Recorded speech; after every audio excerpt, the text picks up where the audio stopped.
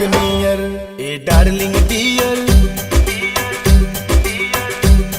ए darling dear, चिट्ठी हम पढ़ले हम मनवा में गढ़ले हम, लिखले बाड़ू जमन बात खत पर। मिस कॉल मरबूत आ जाइब छत पर, मिस कॉल मरबूत आ जाइब छत पर। ओढ़नी बिछा के रखिया ना भैया, देखा हमके ई चुनाव के चक्कर में मत फंसाओ लोग। हम प्रधानी और दानी लड़े वाला नहीं की।